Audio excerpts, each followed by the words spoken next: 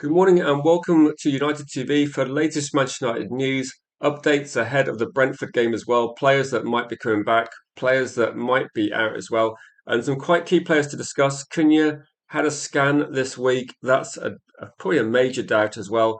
Also, Dorgu, Yoro getting closer. Will they feature in tonight's game as well? That's a question mark. But it seems that regarding those two players as well, looking at the left wing, left attacking situation as well, Manchester United last night were quite busy and they were scouting in Italy. There's actually a story as well from Italian media, and it's been widely reported that Rafael Leao is on the list for Manchester United next season. He is someone they are considering seriously. It looks a little bit like at the moment you got Rafael Leao, you got maybe Diamonde is the most expensive option there. Undai's been looked at as well. So Manchester United wanted to get Semenyo in January. They didn't get him. They're looking at other options. Rafael Leao does have an incredibly high price tag in terms of like his release clause, but that price is going to be significantly lowered as AC Milan look to change their squad up a little bit as well. It looks like Rafael Leao has maybe fallen out of favour a little bit that team. So potentially, this is a deal which would have cost an absolute fortune a couple of years ago. Is something Manchester United are looking at quite seriously about whether he would be a suitable signing for next season. This is probably a difficult one for me because a couple of years ago I was probably a big Rafael Leao fan. He's not done so well recently, but I think United are looking beyond the temporary form. I'm just open-minded about this one. That I think it makes sense for Manchester United to actually look at all the targets, look at the available options, and then make a decision whether you think it's worth it. But clearly, with like a lot of wingers leaving the club, Manchester United are actually looking at maybe getting some players that can hold the width a bit more. I mean, Cunha and Mbeumo are a bit more central players, and they tend to drift a little bit more inside as well. So United looking at wingers. Diamande is the most expensive one I've seen linked. I think Rafael, if he's about 50 million, I believe is the price that AC Milan would consider. It has been rumoured that you've got to go at least above 50 million euros, but I think 50 million pounds probably gets the deal done. I'm not sure the salary demand, but again, with some of these players, you'd imagine it would be quite high. So this is one that's been talked about quite a lot. It looks like Manchester United are kind of serious, at least, at looking at this player. I don't know what people think regarding is this the sort of player you think Man United should be signing? Based on his age, I think you're getting somebody that is at least able to contribute straight away. This isn't going to be a player that's going to come in and take time to get up to the level Manchester United need. This is the first team player signing, and probably in terms of players we're looking at age and experience, the price is actually starting to drop down to a situation where it becomes maybe more interesting for Man United fans. Like this isn't it's not an incredibly cheap deal because I imagine the salary will be quite high, but it's a deal I think that is an interesting discussion point. So this is why I'll come into the chat in a second and see what people are thinking regarding this one. I mean, there is cover in this position, but I think United are looking at someone that does play a bit wider. So I will put that out there as well. I know that we're looking at this one. Um, Welcome to the chat. And so let's go for a few. Stephanie, Jim, Cody, Stephanie, welcome to chat this morning, and Dan as well. The good points people making, saying we need to go for a centre back before a left winger. Do you think it's surprising then that Manchester United they were prioritising Semenyo in the January transfer window? It looks like Manchester United, and I agree with these. I agree with your comments that Cunha and Dorgu could cover that position, but left back, obviously CDM is going to be the option. So I think central midfield players are going to be the priority without a shadow of a doubt. That's going to be where Manchester United spend the majority of their money. But if you're looking at potential options in terms of attacking players, again, I think it's a bit more backup. Bit more backup. I think United are considering that at the moment, like Dorgu's out of injury, Cunha is a major doubt. So whether we've actually got enough cover in that situation tonight, we might not actually have Cunha or Dorgu available. So there is possibly that in mind that we kind of do need a little bit more cover. And maybe there's actually thoughts at the club as well that maybe Cunha could actually play a bit more where Bruno's playing if Bruno's not going to start every single game as well. So it's probably like they do need a little bit more cover. But I do agree that generally, if we're going to prioritise something, we would prioritise a different position. But I think with United, this is a story that's it's probably going to be going on and on. I think that it's either Diamonde or it's going to be Ndai, it's going to be Rafael Leao, or potentially there's going to be like a couple a couple of other options for that left-sided attacking position. It looks like Man United just seem to be determined to try and get a player in. So regarding this one, Jim says I thought he had a bad injury record. So I think there's definitely let's just double check how many games he's been playing recently because I think you're right as well. And I think when I watched him play, probably I think probably about 3 years ago was when I watched him play a few games when he was kind of more of an emerging talent. And I think at that point in time, you'd probably said that he was obviously one of the most exciting players of that team. And I think I watched him play in the Milan derby where he scored against Inter. So looking at this at the moment, so over 200, about 220 games for AC Milan. So last season, this season, so if you look at this season, he's played 28 matches. The previous season, he played 50. The season before, 47, 48. So if you actually look at the last 4 years, he's played pretty much, he's missed maybe like 4 league games per season. So he's played, actually, no, sorry, Serie A's only 36 games. So he's only missed a couple of league games over the last 4 or 5 years. It's only this season he's played fewer games, but he's still played 28 matches. So I think injury wise, he hasn't really missed too many games. Like you're looking at close to 50 games the last 3 seasons, apart from this season, and you're looking at goal contributions of say between 10, like 8, 9, 10 to 15 goals. So in terms of this, then he is a goal scorer, he is a threat, and the price is coming down. Like the price is coming down quite a lot. So the injury record actually doesn't look bad when you look at it. He is playing like nearly 50 games a season for 4 consecutive years, and actually that's considering what Manchester United will be looking at is pretty good.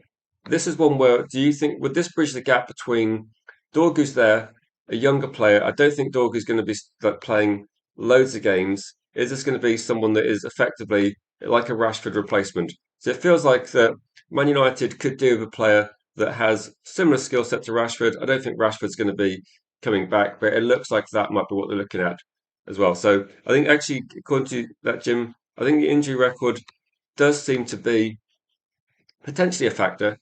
And is there a say, are they considering Dorgu for the left back role?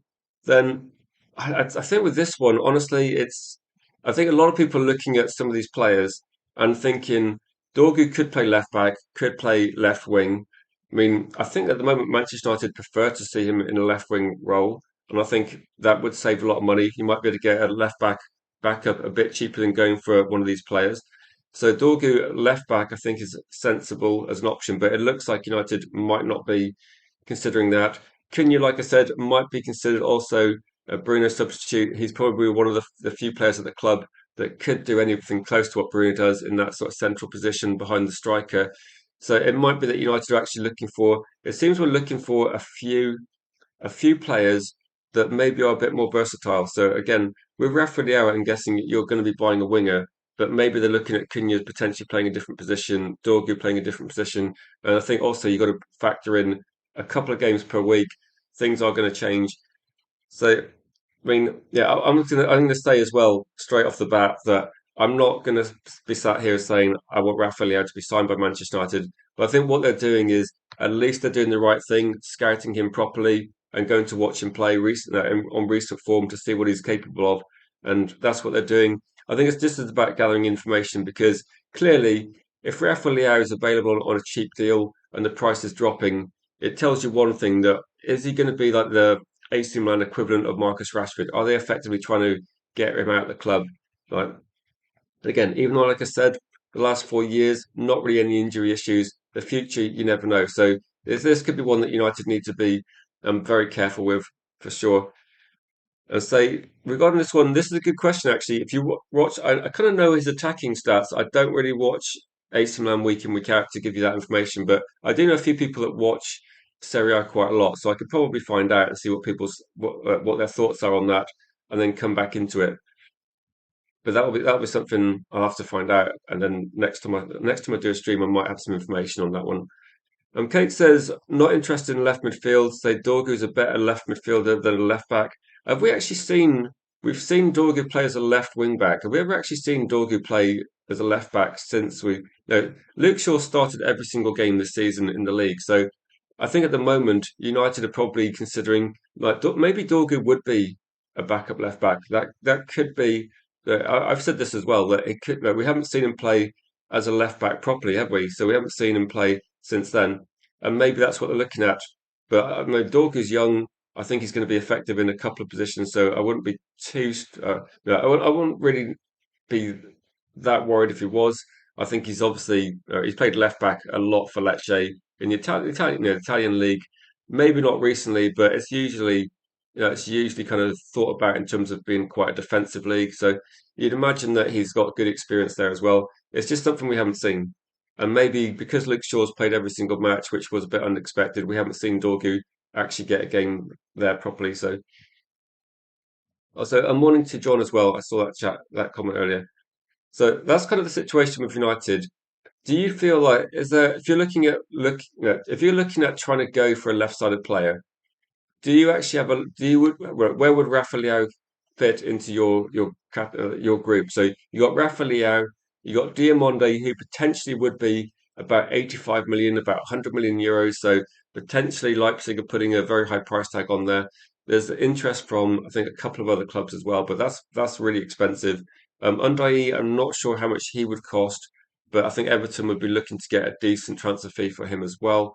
And I think they're probably the main options I've seen recently. When you look at Morgan Rogers as another kind of attacking player that United have been linked to, and I think Cole Palmer, very tenuous links, those players are actually going to be a lot more expensive than Rafael Leao. So that's why I think Rafael Leao kind of fits into this category of potentially a bit cheaper than he would have been a couple of years ago. But is it something that Man United could get a better player for? Like, should we look at Diamonde for something in the future? Or I don't think United can afford to spend 85 million. But if Diamonde could be purchased for maybe closer to some menu money, that might be some middle ground.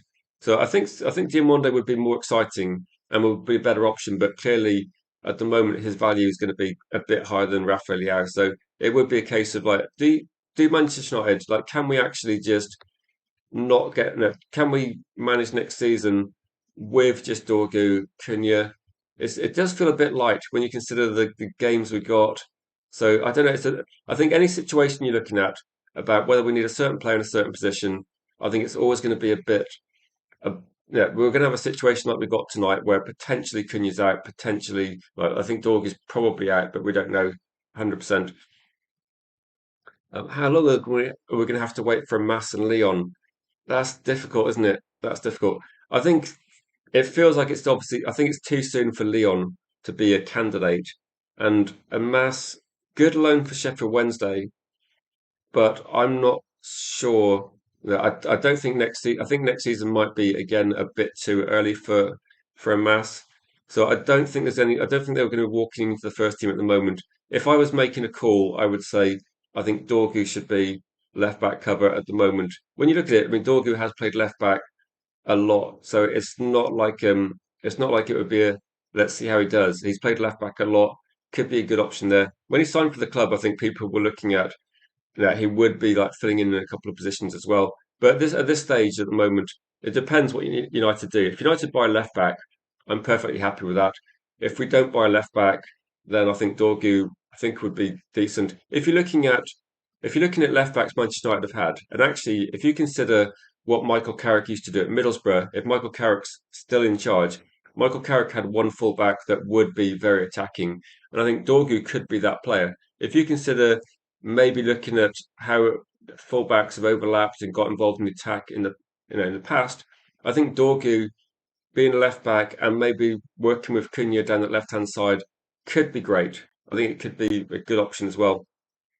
Also, with Dorgu, if Dorgu loses the ball high up the pitch, he's got great recovery speed. He's great at getting back. He works very hard. So I think he'd be a very useful player in that position. That's my view, but I don't know if Man United share it. But I don't really see a downside of putting Dorgu in the left back position. And maybe that opens up the question of like, if Dorgu does play left back cover over the whole season, because I think that's a lot better option than trying to shift Dallo or Mazraoui over there. I think that would be yeah another kind of problem if we did that. I'd be happy with Dorgu being a backup left back because I think Luke Shaw potentially still plays a lot of games. But it does make you think that it's almost like there's not enough pieces on the board, is there? If you move Dorgu to left back, there's kind of a vulnerability in cover and sort of left wing position. And again, if you want to move Cunha inside as well, there's actually not lots of options. So I can see why United are looking for this. Like compared with Arsenal and Manchester City and even Liverpool, United don't have as many attacking options at all, do they? So yeah, it's a bit frustrating. Welcome to chat, Rob. Good to see you. And say like Mark's saying, another player linked to United which you won't sign. How long's the list now? I would say, honestly, with Rafael Leao, I think it's going to be. They scouted him last night. I'll be interested to see if anything comes out after that because my feelings were I don't think Rafael Leao is a good option for Manchester United. I think he's an option that would have been decent a couple of years ago, but probably the price would have been too high. So it's almost like it's a deal that's like, oh, it feels like it's never going to happen. Unless for some reason, like whatever United saw, I mean, I don't know how many scouts were there, but if you're looking at the situation at the moment, I think United are looking almost like is Diomande ready? Like Diomande at Leipzig, is he ready for Premier League football? It's his first season. Is it going to be a situation where if he jumps to the Premier League too soon, it's going to be a bit of a problem? I think United are actually considering like they would go for Diomande to start with. Is Rafael a player that would maybe come over, be good for a few years, and then you can bring Diomande on in the future? I don't know. I don't know what United generally thinking with Rafael Leao. I think if you're looking at Semenyo, it's a no-brainer because he was in top form, getting better and better, and City got a great signing. When you look at Rafael Leao compared with Semenyo, it doesn't look great.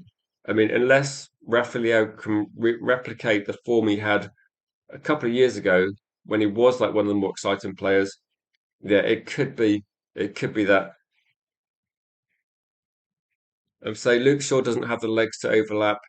Yeah, I think with Luke Shaw, obviously he's had a lot of injuries and the age he is. I think Luke Shaw is going to be absolutely like, fine in his position. But if you're looking at having someone that's going to be more attacking, I think if you're looking at Michael Carrick in charge next season, and he wants to play similar to how he played at Middlesbrough because doesn't really have quite the players at Manchester United. If he wants to do that sort of setup where one of the fullbacks does attack, you would say yeah, Dorgu could do it if Dorgu was in the left back position, but otherwise the onus is really going to be on the right side of the player. And at the moment we have Dallo, who I think is like I don't think he's going to be. He's not terrible at progressing the ball, but I don't think he's going to have the output on the right hand side.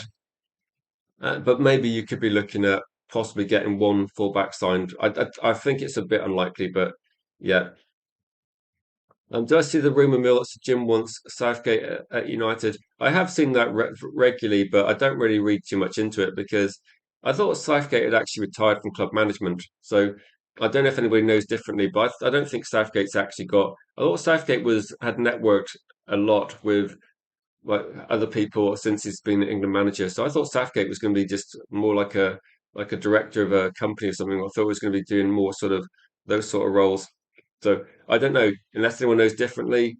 So Jim might want Southgate, but it might be a disaster. So I don't know if that would be anything sensible. So no, I think his club management career seems to have been so long ago. I genuinely have no idea if that's remotely true. It wouldn't be popular with the fans, though. I think that's one thing I could say that. Natasha says, "You think that Southgate will be manager of United, and United will play boring football like England played?" I mean, the thing is, international football is different, and that winning an international tournament or doing well in an international tournament just requires not losing games. So, if anything, he should be manager of Arsenal if he wants to play boring football. But I think to be manager of Manchester United, you have to be more attacking. You have to be aggressive to win a Premier League. You can't draw your way to the Premier League title. You have to win games. So I don't think Southgate's got the right personality or right. I don't think he's the right person for the job. Also, unless I hear otherwise, I'm not sure Southgate's actually interested in like he'd get paid well, but he gets paid well doing other things. So I'm not sure. I'm not sure.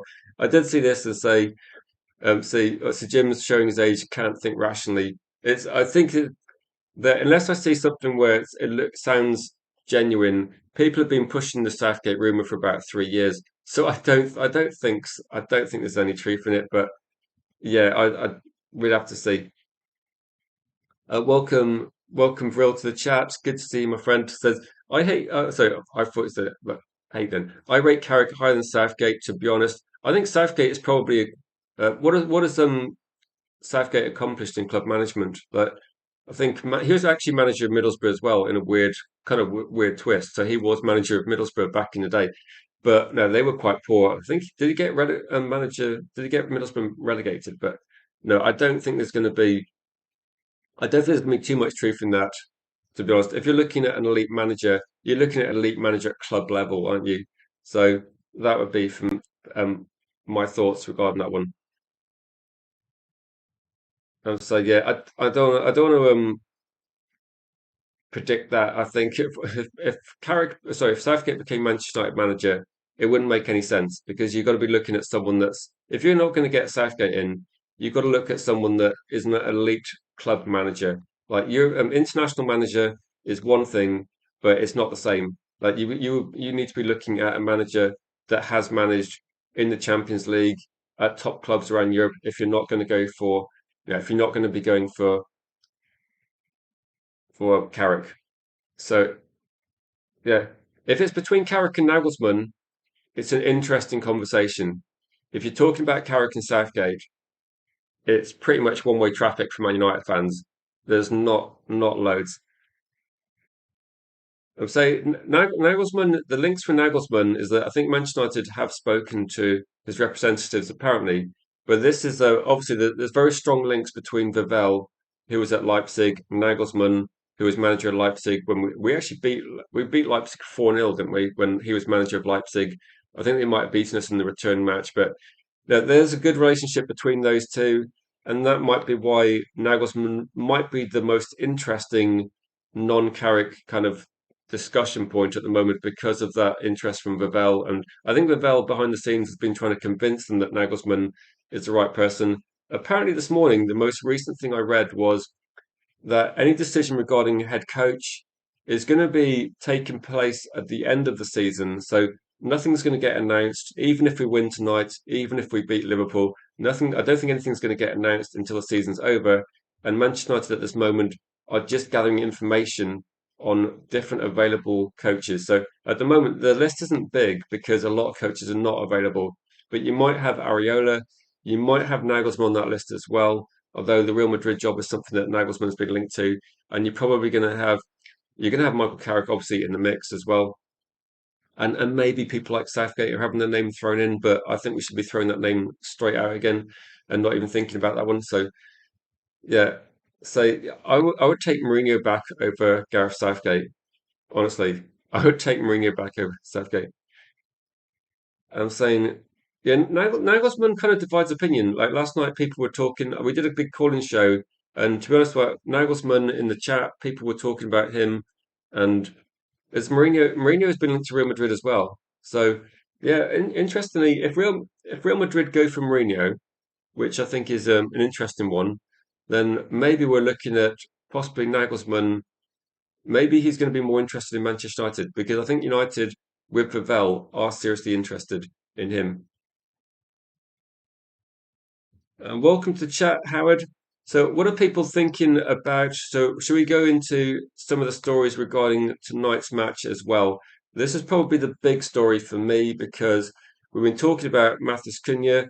He had a scan midweek. He is a big doubt for this match tonight.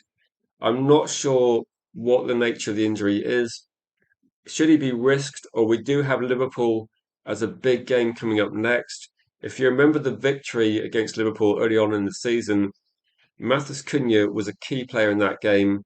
It feels a bit like if it's a risk, I'm I don't know. I would be reluctant to start him in a game. Brentford are a physical, intense team as well. They're not an easy team to play against. I would be a bit. I would not be keen on Manchester United rushing Cunha back. But again, I don't know the nature of the injury, and so it would be a bit of a disappointment. And so, who can play instead of Cunha in that position is a good question, isn't it? So, I would say, yeah, who can play instead of Cunha? People would say Dorgu, but Dorgu also it's like what there's a different situation with Dorgu that Dorgu also is coming back from a hamstring injury. You need to be careful with that as well. So Dorgu also shouldn't be rushed back. It's so based on this as well. So if you're looking at the whole season and with this one as well, there's not a lot of depth around the club. And as soon as you have these kind of situations, that it's like same play Dorgu and saying squad depth is more important. The situation we got at the moment is Manchester United. We don't really have a replacement for Matheus Cunha unless we're using Dorgu.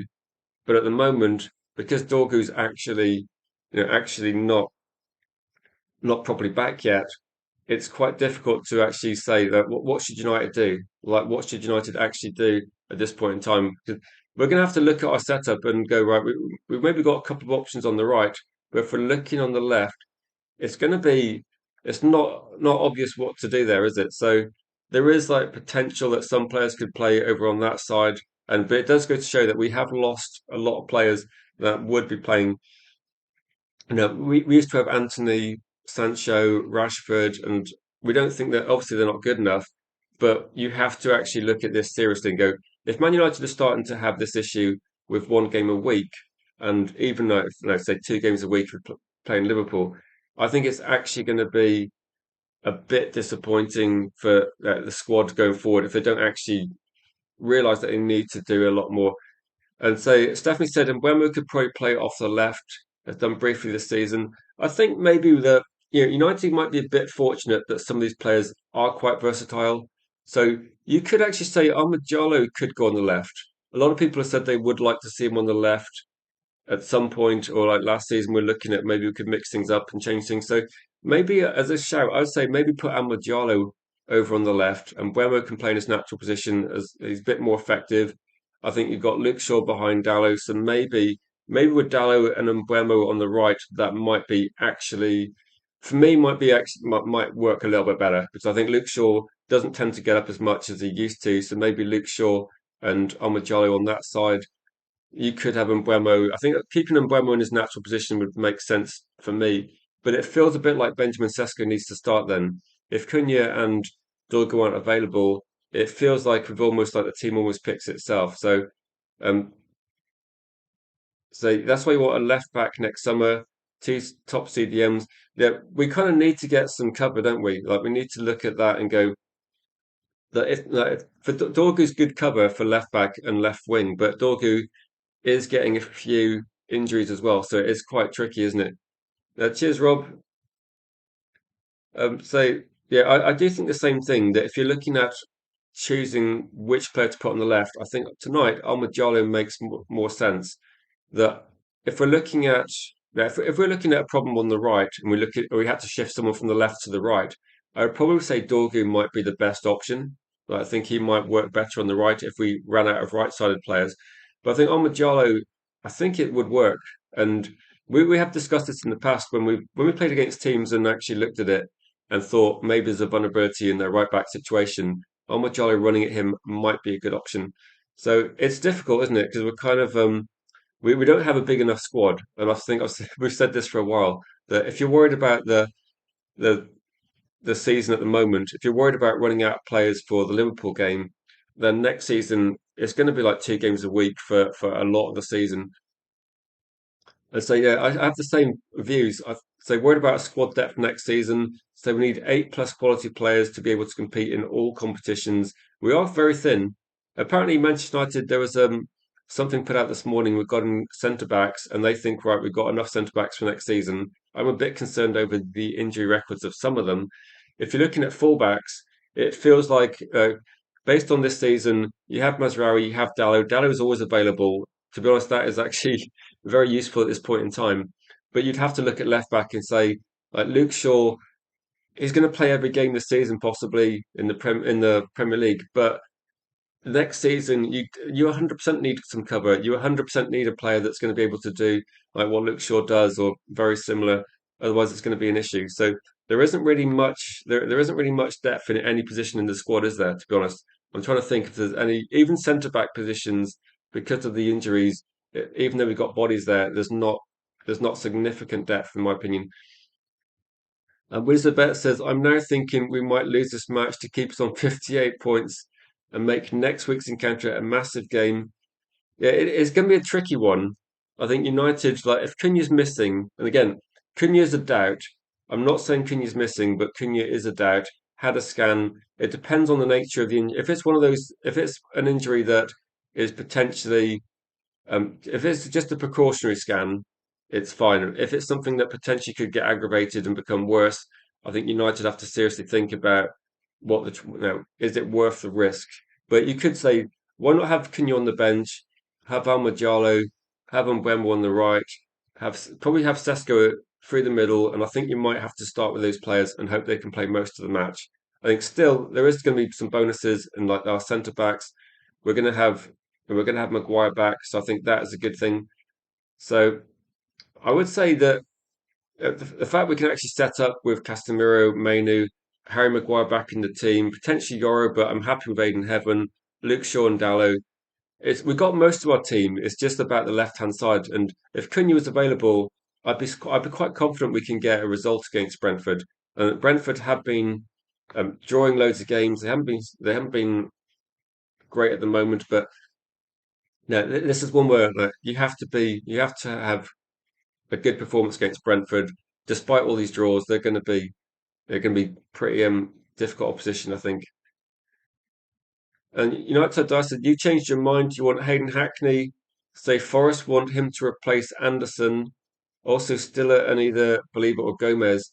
Yeah, we talked a lot about those yesterday, and actually, yeah, there is definitely there's good value there. Like Hayden Hackney, Stiller, Belieber, Gomez. I think you could get three of those players quite cheap. Possibly not Belieber, but the other players I think would be quite cheap. So if Cunha doesn't start, may start Mason Mount. Actually, that was one I was thinking as well. That is an option that Mason Mount that you could look at some of the positives. Mount's got good finisher. He's not got the legs of Cunha, but it's not the worst option depending on how the game's going. If you're in possession, Mount does link things quite nicely. I don't want to see Bruno pushed on the left. To be honest, I would still say for me, if I was going to go for someone, I'd go for Almajalo because he would hold the width better. And Old Trafford's a wide pitch. I think it might be good to try and stretch Brentford, but I think with Mason Mount, it's not a bad option, but it depends on. I mean, we haven't even mentioned Xerxes, which makes me think Xerxes, for most people, has been already kind of like pushed on to the next club. So I think Xerxes would be a surprise. And I don't think he would be used, but no, potentially a bench option as well. So there are a couple of options, but they just feel like a bit of a downgrade on Cunha, don't they? So that's probably one to look out for, what he looks for, and maybe we'll get the lineup. Well, there will be a big watch along stream tonight, so people that generally watch the channel tonight, we're going to be doing something a little bit different. We're going to have a pre-match discussion. Few people are on, but it's going to carry on for a watch along, and we'll do the match reaction as normal at 10. So it will be a very long stream from about 7 p.m. onwards, but we're going to cover everything from pre-match, the match itself, and then post-match with a panel and do the player ratings, match review, etc. But this is going to be one that when we have a conversation, say you'd give Lacey a start, and I'm guessing like I kind of see Lacey as being maybe more of an impact player at the moment or getting gradual minutes. I think Brentford are a difficult team, aren't they? So the pressing, I think, if you're looking at Brentford as well, I think you're going to be looking at trying to put out the most experienced team possible. I think it might be a little bit early for Shea Lacey, but if depending how the game's going, I think Shea Lacey certainly would be a good signing to come off the bench, 100%. But again, that would be Michael Carrick tends to be a bit more cautious than that, I'd imagine. So we'll see. Maybe Mason Mount's actually going to get a game. He doesn't play much under Carrick, so possibly. Welcome, Gaz. Good to see you in the chat. So you've gone past the 100 million signings now. You want us to get 6 to 7 players in the window. I think United need to raise the floor of their team. So you need to look at it and go, we need to get more depth in. But again, you can buy quality players without paying 100 million. There's lots of good players out there. Look how Bournemouth have constructed their team. Look how Brighton and Brentford have constructed their team. Paris Saint-Germain didn't play pay insane salaries either. So it's insane transfer fees. Like Kvaratskhelia wasn't that expensive. Like there's options out there. If we're looking at someone to play that can run with the ball, that's going to be attacking output, maybe Kvaratskhelia, we should have got him a couple of years ago. I thought he was top quality. But where's the best that he may stay Mount, say, right attacking midfielder, Ahmed left, and Buemo as a forward. I mean, I don't mind that actually. I don't mind that because I think it makes us harder to play against, and it could be it could, to be honest, there's a lot of different variations, isn't there, that could happen. It could be that Cunha starts. Like, we're saying Cunha's a major doubt, but Cunha could actually start.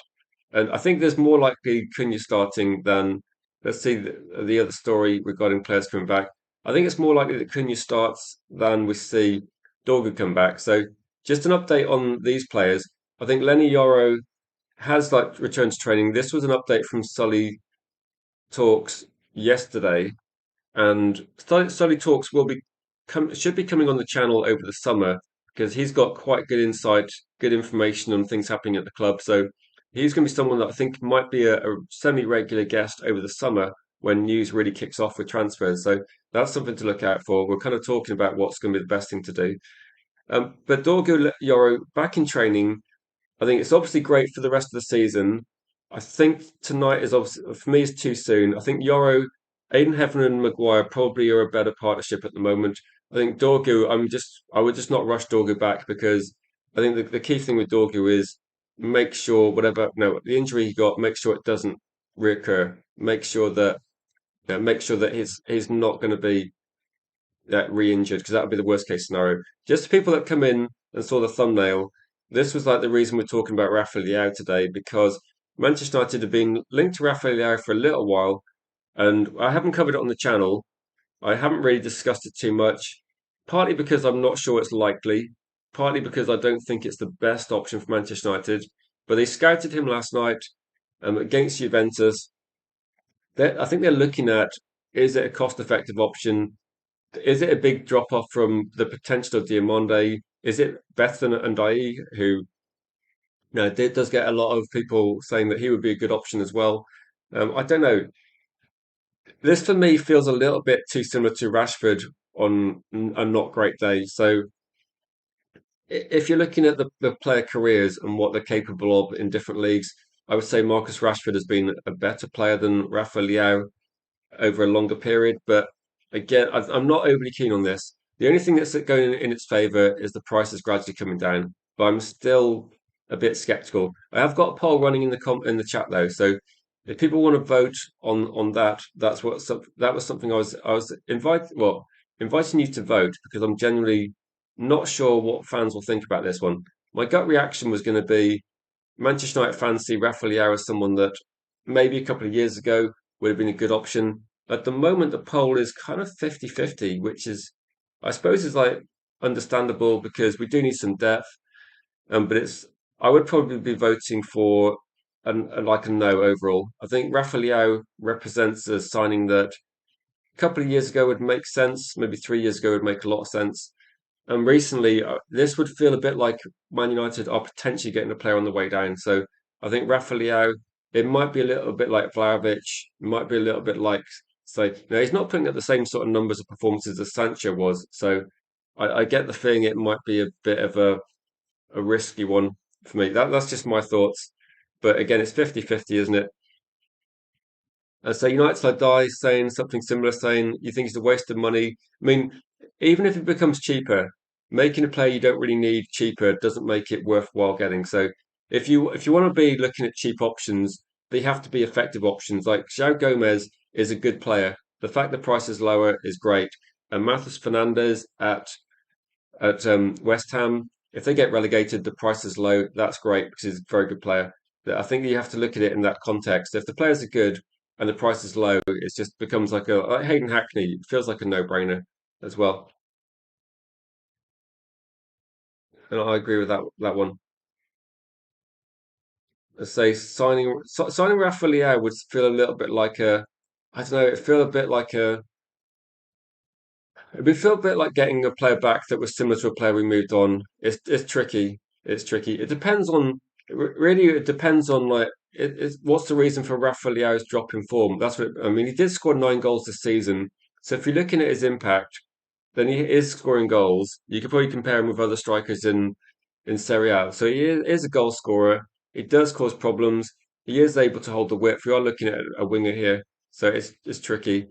So Vlahovic is a better option as his contract expires. Say same risk as Leao, but free. Say not a winger though. Now, if you're looking like a backup striker or another striker, Vlahovic is expensive though. He was on a very big contract, so it depends on what he wants. But again, quite risky. These feel a bit like risky deals, don't they? It feels like the sort of deal that if Man United did it, it would be, I don't know, it wouldn't be quite the same as getting some like say yeah, I'll come to your comment in a minute, Jabastis, because there's probably a reason why that's not quite at the top of the list.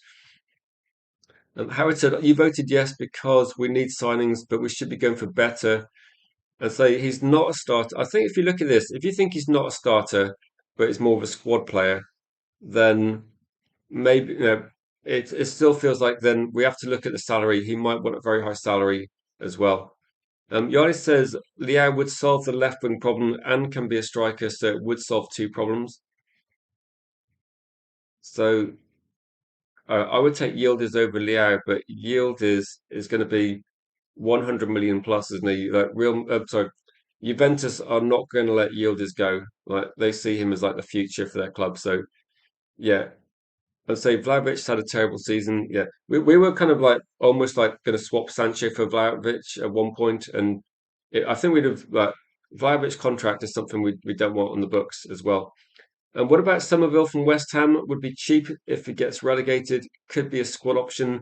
I think there is good options that in the Premier League, so that's not a bad option as well for a purchase. And Wizard Bet saying regarding Rafael Leao, his drop in form is they've shifted him to striker from the wing this season, and say he's better on the wing in your opinion, but okay as a striker. So it does seem to be that if you're looking at players linked, there does seem to be a few players linked that could play multiple positions in the front. It does seem like we looked at Luca Paqueta before he moved from West Ham in January. We're occasionally linked to Adeyemi for the same reasons.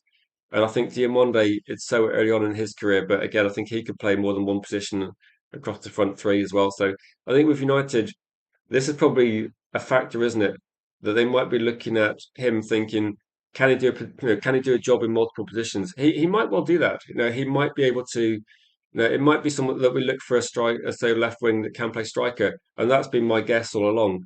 I've said this that when we talk about backup strikers, I don't really see any. I don't see much transfer news linking us to any backup strikers. So because of that, my guess is going to be that United decide to go for a left-sided player that can also play striker. It's like having a Buemo on the right or Buemo playing striker. Like he's more effective on the wing or on the right-hand side somewhere, but he's can do a job as a striker. So again, it feels like United are actually trying to do this rebuild in a way which, yeah, I'm not sure. I'm not sure. Say Vlahovic, this that's Vlahovic scores a goal every 150 minutes. So Seska's got one every 168. Gyökeres 172. That's okay. There's definitely is Vlahovic not playing loads of games? Are people concerned about his injury issues? I mean, there's no doubt that he was probably like a very highly rated player a few years ago, but I think that ship might have sailed. I think his salary demand might be very high. I'm not sure Vlahovic, but Vlahovic isn't that old. I'm not sure Vlahovic was going to be actually in the mix. But so yeah, agree. I think this is what United are looking at. But I think they're looking at a player that could potentially play multiple positions. And then if you look at it, that Benjamin Sesko is only going to play as a striker, but Mbeumo can play more than one position. Almajolo could play left or right. Cunha can play more than one position. Mason Mount can, but he's going to be more of a backup player if he's still around. I think United are now looking for a player that can play. And again, if you're looking at players like Diamonde who are quite young and potentially you can improve them, get them to be more effective in different places. A bit like Adeyemi was talked about a little bit, left-sided striker. It just seems to be that I'm not sure if Semenyo is going to be. If we got Semenyo, would we be looking at him to be striker as well? Like I don't know, or are we thinking like maybe he can play left or right? and then we can still have and Bremer would then go as a striker, Semenyo would go on the right, possibly can. I do get the feeling that this is kind of the kind of the checklist, and if Rafael Leao has been playing striker somewhat, this could be maybe what United are looking at. So it kind of makes sense because if you're looking at the squad overall, you kind of need a bit of flexibility. Like we haven't had that so much recently, but I think the players are more limited. But you could have, say, like Phil Neville used to play a couple of, or actually a few different positions. John O'Shea used to play a few different positions, and we used to have like, Clayton Blackmore years ago played lots of different positions. Wayne Rooney could do it. I think Wayne Rooney was a player that could play a world class performance in maybe like most positions apart from the goalkeeper. So there's definitely something that United haven't had for a while is players that are comfortable in multiple positions.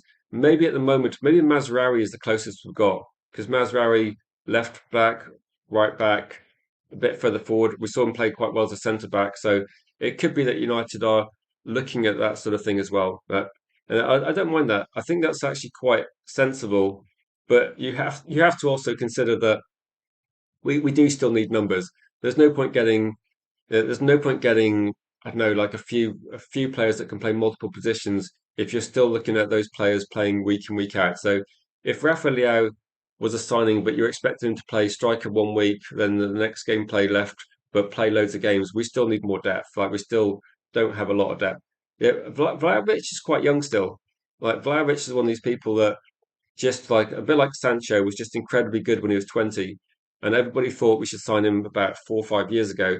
And then he had some injury issues, then he had a lack of form, and I think he's on such a big contract from Juventus that it put everybody off because he was just too expensive. So just too expensive, unfortunately.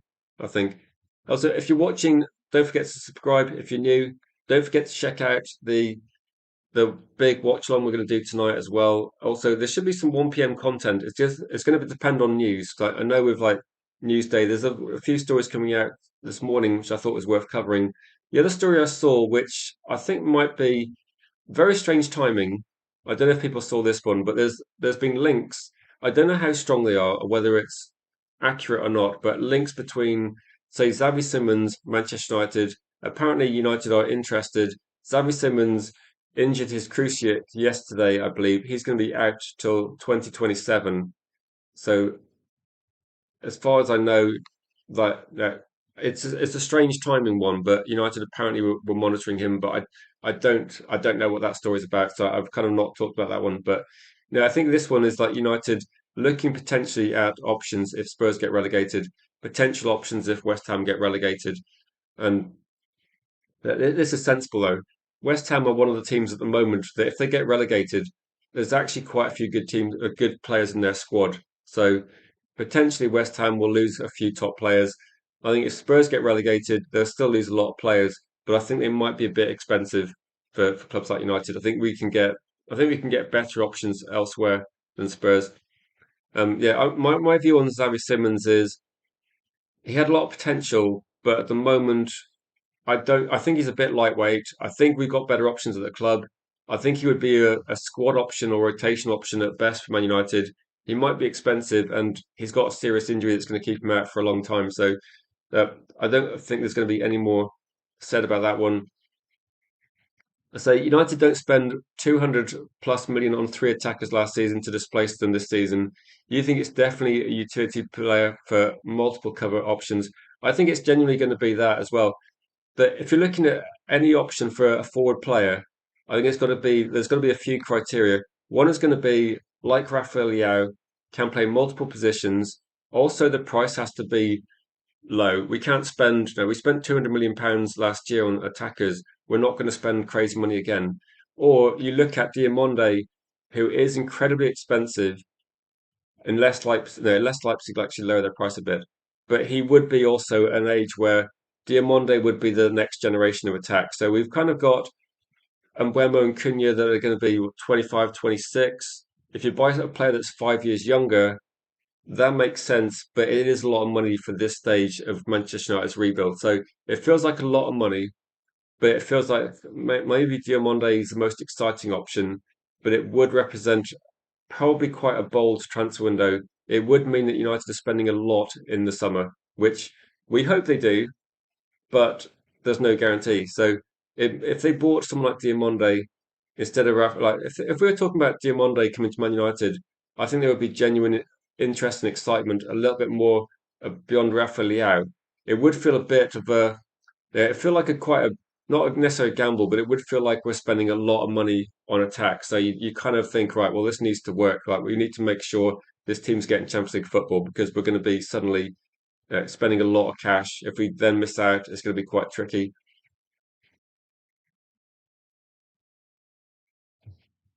So let's go through a few of the comments. But it does show that there's like so many different issues to sort out at Manchester United. It's kind of difficult to pick. But most people are picking like four or five, aren't they? And say, yeah, Cody said we can get four signings for 250. If you're looking at midfield signings, I think you can get three midfield signings for like 180 million, like three good signings for under 180. And if you're looking at adding players around that, I think you can get four. I think you can get four first team players for 250, no problem. Like, and maybe you could get close to like six players for about 300 if you're sensible. And if you're looking at that sort of, I think United need probably more than that. But maybe what we're looking at is potentially we're looking at getting more players in, but some of those players will be cheaper options like an Aiden Heaven or a Dorgu, or they might be potentially like Leon or Roscoe, ones for the future a little bit somewhat. So I think we're going to get more depth in, and potentially one or two academy players may feature a little bit. So I think overall, if you're looking at how many players are involved in matchday squads from this season, United need to accept that the demand's going to be so much higher next season. There's going to be so many more games to play, like high level games as well. We're not talking about more Grimsby matches. We're talking about Real Madrid, Barcelona, Paris Saint-Germain. We might be playing against a few of those teams next season. So this point in time, the squad would be genuinely struggling. Like if we're having a serious conversation about Man United playing one game a week and running out of players, imagine if we're playing like double the amount over a couple of months. It would be pretty worrying, wouldn't it, for Man United fans? And yeah, Simmons like did his cruciate yesterday, so he's off the table. Um, I saw this actually. This is another player that's been linked as well. I don't know about Barcolo, how much he's going to cost, but United, he's going to be Noosa as well. Um, welcome to the chat as well, JDC. Say Noosa, Diamonde. How much would Noosa cost? He's definitely a player that people have mentioned a few times. But Diamonde is quite expensive. I wonder whether Diamonde is one that's been linked heavily because Vivell knows the squad, and so yeah, it's kind of tricky, isn't it, regarding this one? But if you're talking about Rodrigo and Vinicius Junior, then I think salary demand might be almost impossible for Man United. I have no idea what Vinicius Junior is on, but I don't think it's going to be. I don't think Manchester United are going to be a team he wants to go to at the moment, based on where we are from Real Madrid, or whether yeah, it's. I think that was one where it might be difficult. Rodrigo might be an option for Premier League clubs. Apparently, Arsenal were looking at him. So the only niggling feeling you got is Bruno is going to leave. Cunha in the 10, and that's why we signed a top class left winger. Bruno gets decorated with the assist record and PFA Player of the Year. If Bruno leaves, then that would probably be the biggest news of the season because Bruno Fernandes has been the one player that Man United fans are kind of a bit divided on, but it feels a bit like the attack's working through, like everything's going through Bruno. If Cunha can do that, then it's obviously going to be like I think Cunha's probably the best player at the club to try and do that. But I would be more comfortable if Manchester United experimented more with Cunha and Bruno not playing for a few games before they made that call. Obviously, it's going to be probably be Bruno Fernandes' decision.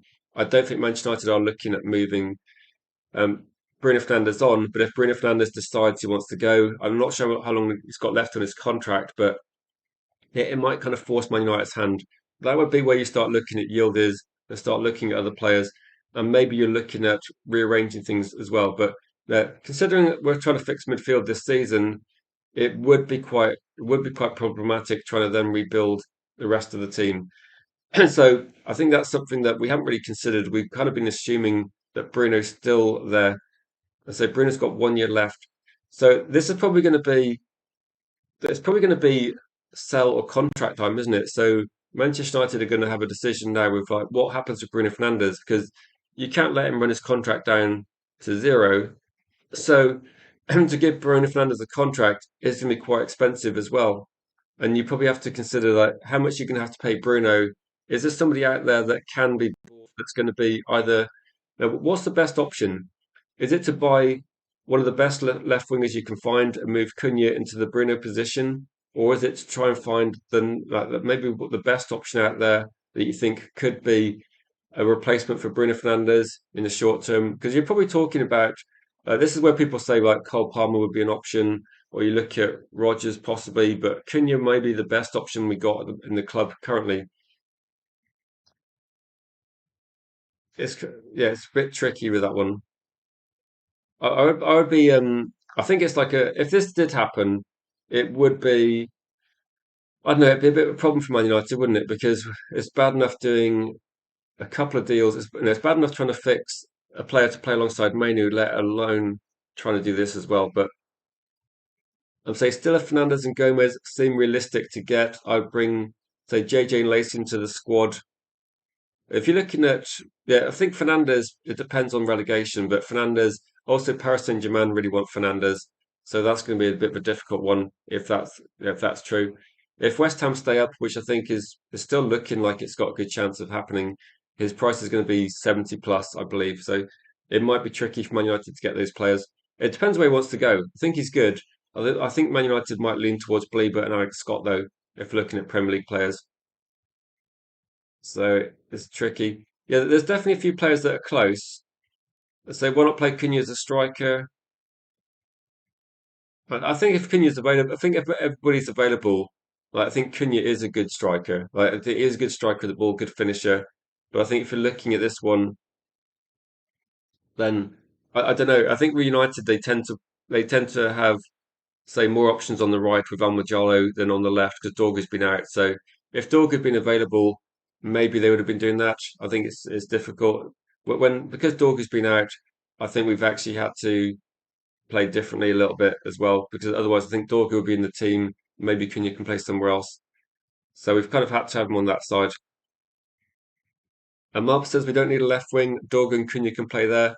I think people are. I think people are considering what happens if Bruno leaves the club, Malps. But I think it's a bit up in the air, isn't it? As well, if he's got 1 year left on his contract, it's going to be, either you look at selling him for whatever you can get. I don't know how much money it would be, about 57 million, I think. So it's not going to be loads. You'd probably have to then take that money and buy Yildiz or buy somebody else. You'd have to get someone in. Like yeah, you can't not replace Bruno Fernandes. And welcome Nemsel to the chat. Good to see you. So Nems, so the conversation at the moment is kind of like no one knows exactly what's going to be happening as well. I'll say second striker, three midfielders, left back, right back, second goalkeeper, centre back. Is that all we need? Is that all?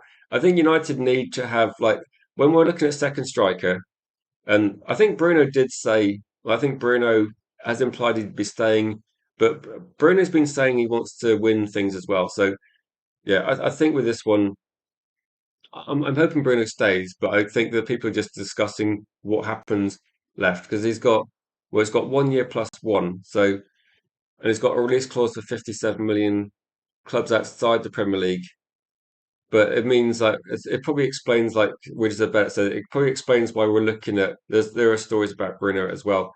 I think at the moment everything goes for Bruno, so you have to look at it as if Manchester United want to move past Bruno, maybe they should try and get someone in and then gradually maybe try a few matches without Bruno, see how it goes. Because I'd be quite worried if Man United sold Bruno without actually looking at a sensible replacement.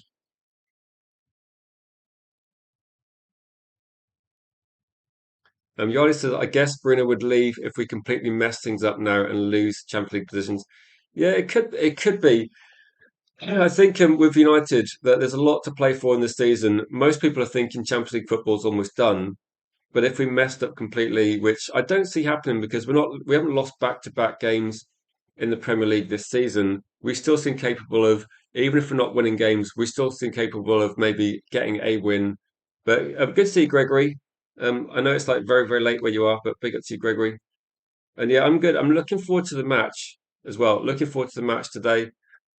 I say Kone say yeah, with Kone, Kone had a fractured eye socket, so which unfortunately stopped him making his Manchester United debut, being on loan, but he's definitely going to be one that hopefully we see soon. But again, I think there's definitely a physical stature to him as well. He was compared with Yaya Toure, I believe. You might be right, but I think it's a bit. Yeah, it's just going to be like Kone, it's a bit early, and I think with Kone, maybe he's going to be that extra option if we get a few midfield players in. So it could be that we see him next season. So yeah, he's on loan at the moment, and he'll be back. So I think with this, because Man United don't have no, because we don't have many games, I think we loaned out players because we thought there would be no point in them staying at the club. So I think with like one game a week, Kone pretty much the he got loaned out because he couldn't play many games. So that's probably the situation there. So I wouldn't read too much into it. They had to loan him out, otherwise there's no point in staying at the club and not playing games, is there? So at the moment, I've got a poll running about Rafael Leao, but I would invite if people got questions. I'm going to try and keep the streams a little bit shorter at the moment because we have been going very long in other streams recently. And there will be a very long stream tonight as well, from like 7 p.m. right through to the match reaction, which again will should be good, should be fun. But in terms of this, for people also looking forward to tonight's match, let's just go back to the other story.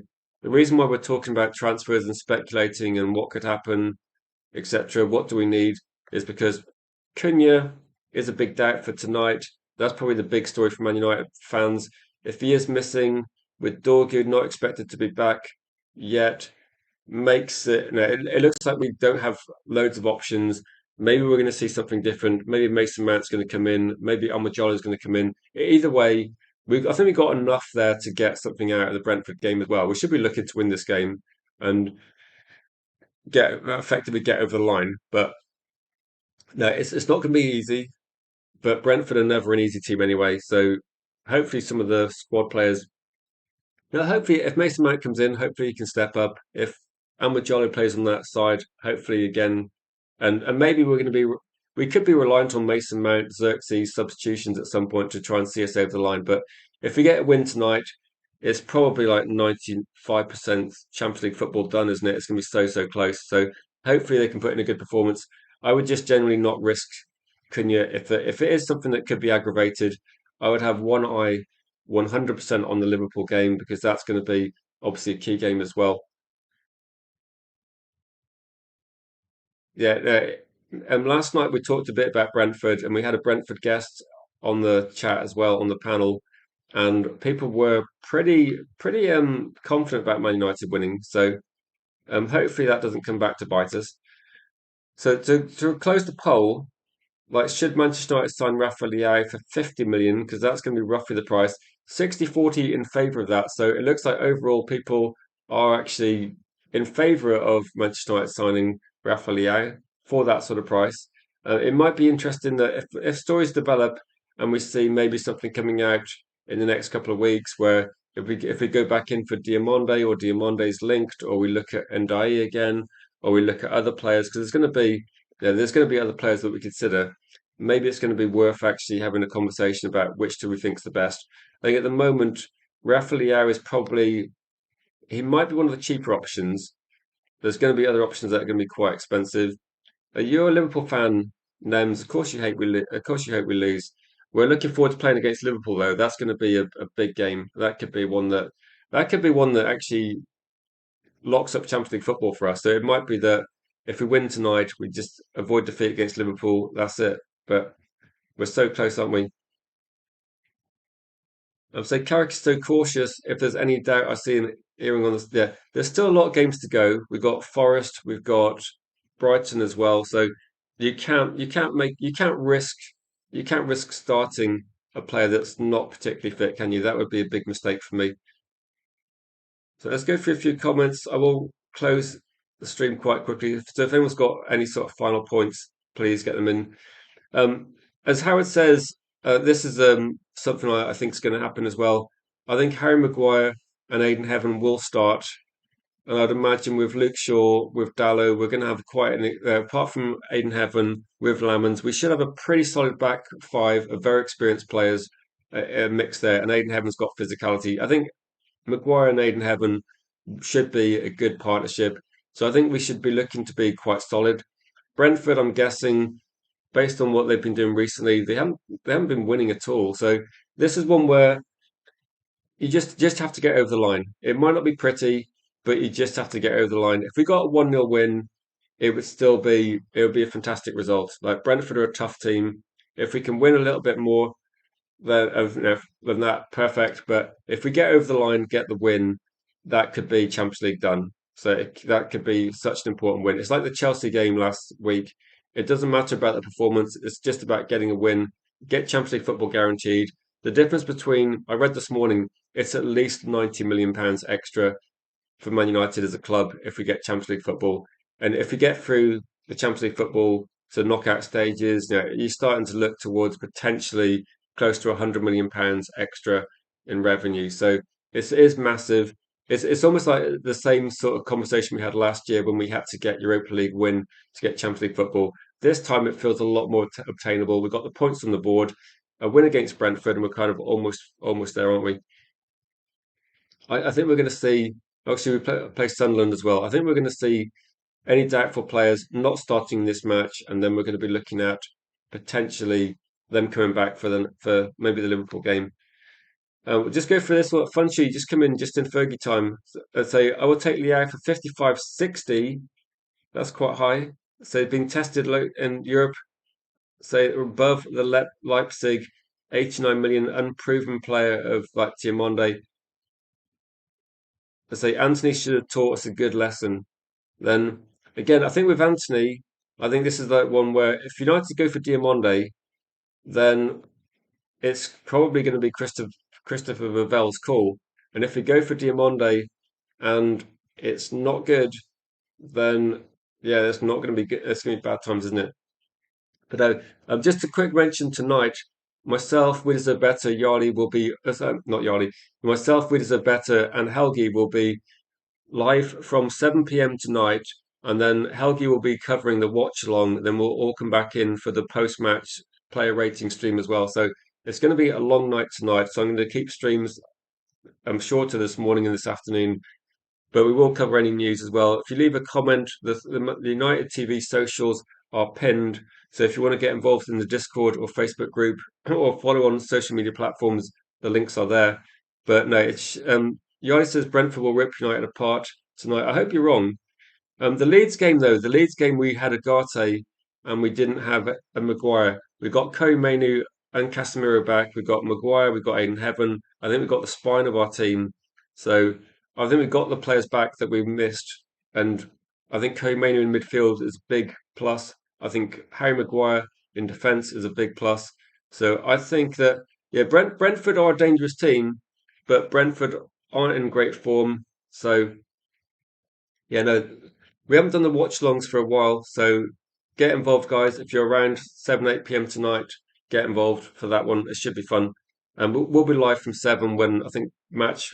Usually the team is out by then that we can find out. But until then, guys, thank you for watching. Appreciate you guys. And we'll be live tonight from 7 p.m. There should be a 1 p.m. stream as well covering any sort of breaking news. But if you haven't subscribed, please subscribe. Help us push towards 1K as soon as possible. And we will see you guys hopefully 1 p.m. this afternoon.